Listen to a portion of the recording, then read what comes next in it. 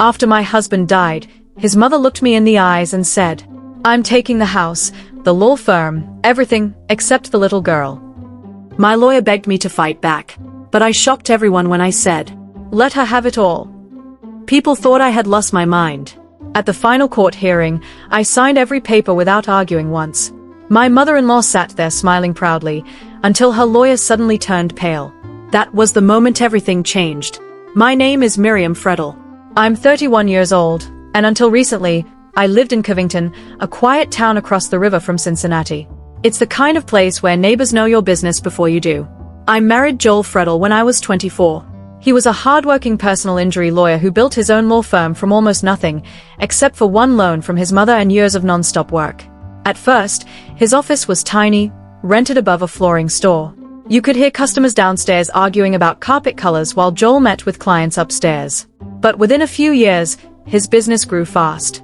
He hired staff, moved into a professional office, and started making over $600,000 a year. His mother, Carla, never let anyone forget that she had loaned him the starting money. Then everything changed. Joel died suddenly from cardiac arrest on a Thursday evening. He was only 36 years old. They found him sitting at his office desk, his hand still wrapped around a coffee mug. I got the phone call while giving our 4-year-old daughter, Tessa, a bath. By the time I reached the office, the paramedics had already stopped trying to save him. The funeral was heartbreaking, but Carla somehow made it feel like a performance. She wore oversized designer sunglasses indoors and acted more like a business owner inspecting damaged property than a grieving mother. Her youngest son, Spencer, followed her around silently. He was nearly 30 years old, unemployed, and still living in Carla's guest house. You need to understand something about Carla. She was smart when it came to business. She had built several dry cleaning stores after her divorce and believed that success in one business meant she understood every business. To her, Joel's law firm was simple. Money came in, so she assumed it was profitable. She never cared about expenses, employees, or how legal work actually functioned. And she never liked me. I had been a legal secretary when Joel met me. I wasn't rich or well-connected, and Carla treated me like I was temporary from the very beginning. 11 days after Joel's funeral, she arrived at my house wearing a gray blazer like she was attending a board meeting. Spencer came with her carrying a tape measure. While Carla calmly explained that she planned to reclaim her investment, Spencer walked around measuring closets in the guest bedroom like he was preparing to move in. Carla claimed the law firm belonged to her because she had loaned Joel money years earlier. She even argued that the down payment she once gave us for the house meant she partly owned our home too. But the cruelest part? She looked directly at me and said she didn't want custody of Tessa. "Just the assets," she said casually. "Not the child." I could barely process what I was hearing. I had lost my husband less than 2 weeks earlier, and now his own mother was trying to take everything we owned. 2 days later, legal papers arrived. Carla officially challenged Joel's will and filed claims against his estate. Suddenly, this wasn't family drama anymore. It was war. And she moved fast. She marched into Joel's office, introduced herself to employees as the new person in charge, and demanded financial records. She saw the yearly revenue numbers and immediately assumed the firm was a gold mine. But she never looked at the debts, expenses, taxes, or ongoing cases. Then she made an even bigger mistake. She started calling Joel's clients herself. Imagine receiving a call from your dead lawyer's mother saying she was now handling things. Clients panicked and quickly moved their cases to other law firms. Carla was destroying the very business she was fighting to control. Meanwhile, Spencer showed up at my house one evening with duffel bags, snacks, and a gaming console, announcing that he was moving into the guest room because, according to him, Mom said the house is basically ours now. I called the police and had him removed. That night, Carla screamed at me over the phone, calling me selfish and cruel. Even my own family thought I should fight back harder. So I hired a respected estate attorney named Lyra Schmidt. After reviewing everything, she told me Carla's case was weak. There was no partnership agreement, no ownership documents, and no legal proof that Carla owned any part of the law firm. "We can beat her," Lyra said confidently. But a few nights later, I went alone to Joel's office. I sat in his chair, surrounded by the smell of his coffee and aftershave, trying to feel close to him one more time. Then I found something hidden in his desk. A sealed envelope with my name written on the front in Joel's handwriting. Inside was information that changed everything. I sat there in silence for nearly an hour after reading it. For the first time since Joel died, my thoughts became completely clear. The next morning, I called my lawyer. I've changed my mind, I told her calmly. I don't want to fight Carla anymore. Lyra was silent. I want to give her everything she wants. I need to tell you what was inside that envelope, because this is the moment the whole story changed. If you don't understand what Joel secretly did during the last months of his life, then nothing that happened later will make sense. About 8 months before he died, Joel was diagnosed with a serious heart condition. At first, the signs seemed small: getting out of breath while climbing stairs, chest pain that came and went, feeling tired no matter how much he slept. Finally, he visited a heart specialist in Cincinnati. The news was bad. Not the kind of illness that kills you overnight, but the kind doctors describe with words like progressive and long-term treatment. The kind where you can see sympathy in their eyes before they even finish speaking. Joel decided not to tell anyone except me. Not his mother. Not Spencer. No one. You have to understand who Joel was. As a personal injury lawyer, he spent years watching families fall apart because people failed to prepare for the worst. He refused to let that happen to us. So while everyone thought life was normal, Joel was quietly planning ahead. He still went to work every day. Still wore his expensive suits. Still talked about cases at Sunday dinners with Carla. But behind the scenes, he was carefully putting everything in order. Inside the envelope were 3 things. The first was a handwritten letter to me. It wasn't about money. It was about us. Joel wrote about Tessa and how she called butterflies flutterbees. He said he never wanted to correct her because it made him smile every time.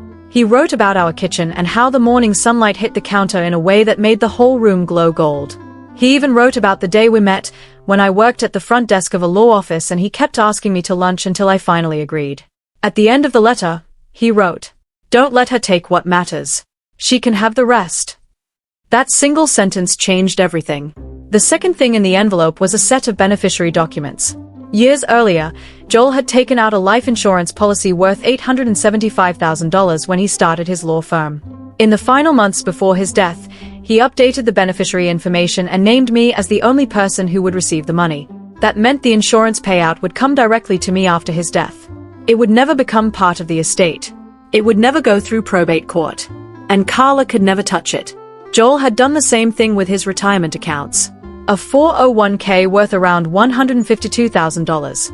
A Roth IRA with another $58,000. Both were updated to my name. Together, that was over $1 million protected from Carla's reach. And this wasn't some secret trick or illegal move.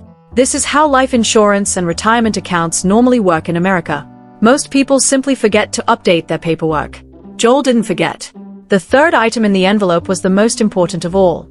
It was a detailed breakdown of the law firm's real financial situation. On the outside, Fredel and Associates looked successful. Carla only saw the yearly revenue, over $620,000, and assumed the business was making huge profits. But Joel's notes showed the truth. The firm was drowning in debt. There was over $115,000 owed in business expenses and unpaid bills. A malpractice settlement of $180,000 was waiting to be paid. The firm also owed $47,000 in unpaid payroll taxes to the IRS, and the IRS does not ignore unpaid taxes. Then there was the office lease. Nearly 3 years remained on it at $4,200 per month. That alone added another massive financial burden. And the house Carla wanted so badly? It looked valuable from the outside, but Joel had borrowed heavily against it to keep the firm alive. After mortgages, loans, taxes, and selling costs, the house would likely produce almost no profit at all. Then came Carla's famous $185,000 loan. Legally, she was considered an unsecured creditor, which meant she would stand at the very back of the line behind the IRS, landlords, legal settlements, and every other major debt. By the time those bills were paid, there would be nothing left for her. Her money was already gone. She just didn't know it yet. I remember sitting there late at night doing the math over and over again. On my side, over $1 million protected and untouchable. On Carla's side, a collapsing law firm, massive debts, and financial disaster hiding behind expensive office furniture. The next morning, Gail Horvath, Joel's longtime bookkeeper, called me. Carla had fired her without warning after taking control of the office. Gail confirmed every number Joel had written down. Then she told me something almost unbelievable. When Carla visited the office, she only asked to see revenue reports. She never looked at expenses, never opened the debt files, never checked the liabilities. She saw one big income number and convinced herself she was inheriting a fortune. That's when I finally understood Joel's plan. He knew exactly how his mother thought. And he knew greed would blind her. The next morning, I called my lawyer. Don't fight her, I said calmly. Offer her everything. The house, The law firm, every account tied to Joel's estate. In return, I wanted only two things. Full custody of Tessa, and for Carla to permanently drop the lawsuit. When I showed Lara everything from the envelope, she read through the papers twice. Then, after 20 years of handling estate battles, my serious, professional lawyer leaned back in her chair and started laughing. Not a polite laugh. A real laugh. Finally, she looked at me and said, Joel was brilliant. Then she picked up her pen and began writing the settlement offer.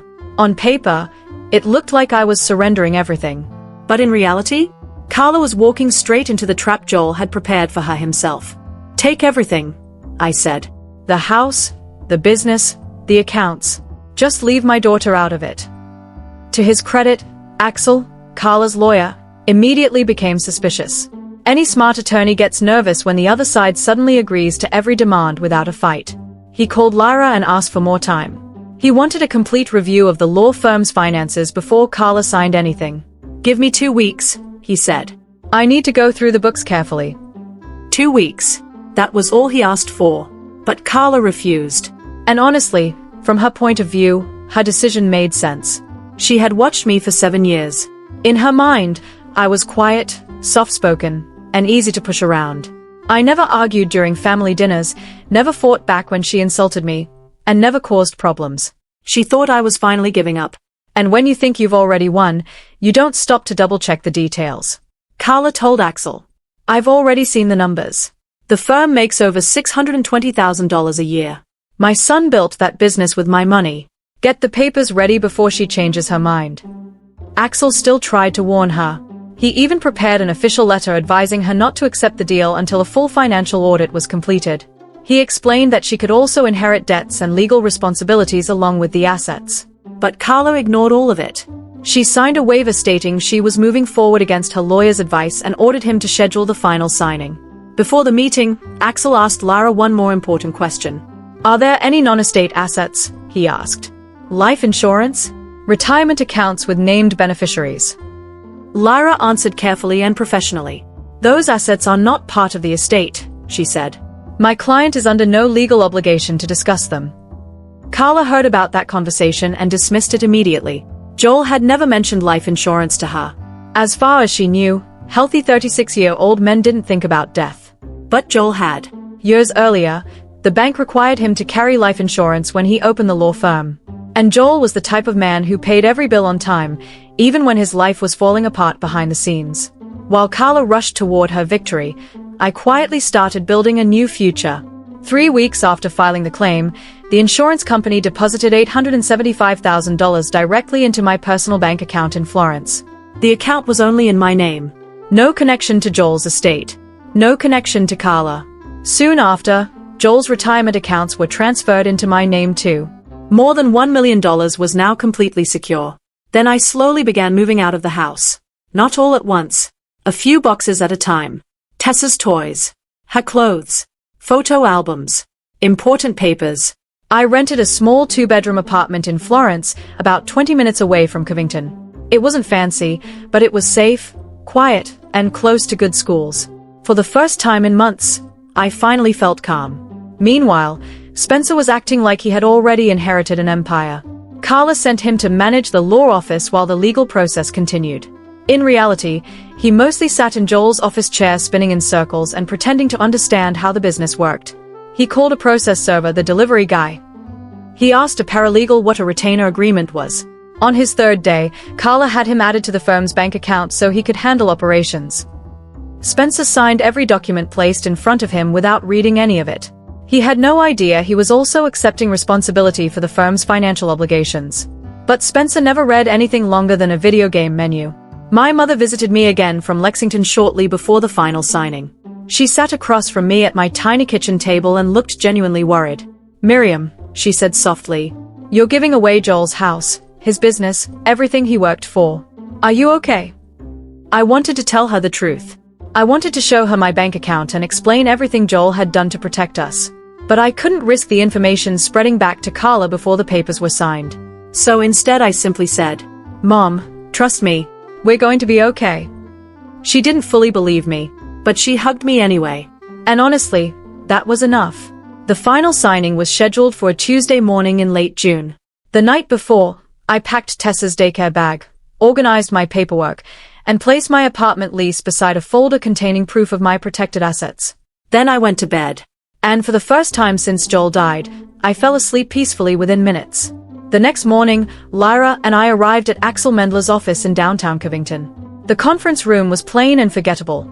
Beige walls, old carpet, and weak coffee that barely tasted real. Carla arrived 20 minutes later with Spencer. She looked thrilled. Perfect makeup, gold jewelry, expensive silk blouse. She dressed like someone attending a celebration. Spencer wore a brand new navy blazer with the price tag still hanging from the collar. Nobody bothered telling him. The legal papers were simple. I officially gave up all rights to Joel's estate. The law firm, the house, the bank accounts connected to his estate. In exchange, Carla permanently dropped her lawsuit and gave up all claims involving Tessa. I would receive full custody. No visitation for Carla. No visitation for Spencer. Carla signed eagerly. She thought she was taking control of a fortune. She had no idea she was actually signing for a financial disaster that was already collapsing underneath her feet. Before I signed the papers, Lyra made one final statement. "For the record," she said calmly, "my client is signing this agreement voluntarily. The opposing party confirms they have reviewed and accepted all estate assets along with all disclosed debts and liabilities." Axel nodded and confirmed it officially. Carla barely looked up. She was already reaching for the pen. I signed first. Then Carla signed immediately after me, smiling like she had just won the lottery. Spencer sat beside her grinning proudly, like he had just become CEO of a huge company, even though he barely understood what was happening. The entire meeting lasted less than 10 minutes. That was it.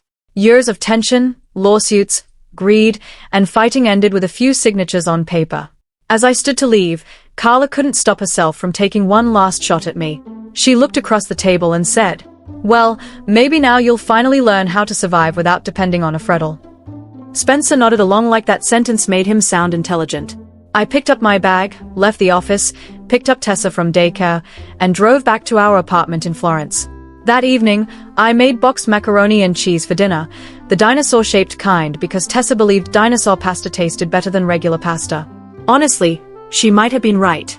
We watched cartoons together until she fell asleep on the couch with cheese powder still on her chin. I carried her to bed, tucked her in, then sat alone on the kitchen floor with my back against the cabinets. And for the first time since Joel died, I felt peace. 3 weeks later, Carla officially took control of Fredel and Associates. I never saw it happen myself, but in Covington, news travels fast. People talk.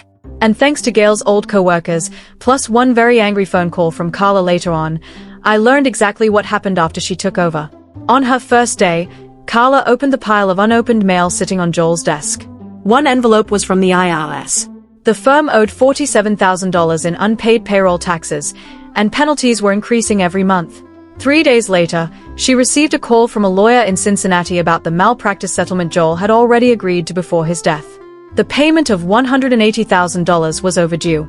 The lawyer was polite, but very serious. Then came the office lease. The landlord informed Carla that nearly 3 years remained on the contract. If she wanted to keep the office, she needed to personally guarantee the lease. Without hesitation, Carla signed. In her mind, a business earning over $600,000 a year could easily handle the rent. What she didn't realize was that she had personally accepted responsibility for over $140,000 in future payments. A week later, she finally tried to review the company accounting files. Without Gail there, it was a disaster. Years of records, invoices, debts, and expenses were impossible for Carla to understand. So she hired a temporary accountant. After several hours of reviewing the books, the woman slowly turned toward Carla and asked, "Are you aware this business owes over $115,000 in unpaid vendor bills?" Some of those bills were more than a year old. That was the moment reality finally started hitting Carla. Then things became even worse. Gail filed a legal claim for wrongful termination after being fired without notice. More legal costs. More money owed. That same night, Carla called Axel in a panic. He calmly reminded her that he had warned her repeatedly to wait for a complete financial audit before signing anything. He also reminded her about the waiver she signed against his advice. Everything was documented. Then Carla called me. I remember seeing her name glowing on my phone screen in the dark bedroom. I watched it ring several times. Then I turned the phone face down and went back to sleep. A few days later, Carla hired a new attorney from Cincinnati named Betsy Polk. Carla claimed I had tricked her into accepting a worthless estate. Betsy carefully reviewed every document. The settlement agreement, the debts, the waiver, Axel's written warnings. Everything had been fully disclosed. Nothing was hidden. I had never lied to Carla. I simply never told her about the money that legally belonged to me outside the estate. And legally, I didn't have to. After reviewing everything, Betsy finally told Carla the truth. "You do not have a legal case," she said. "What you have is a very expensive lesson." Then the house situation collapsed too. Carla tried to sell it, hoping to recover money. But after calculating the mortgage, loans, taxes, commissions, and closing costs, the realtor informed her she would actually lose money from the sale.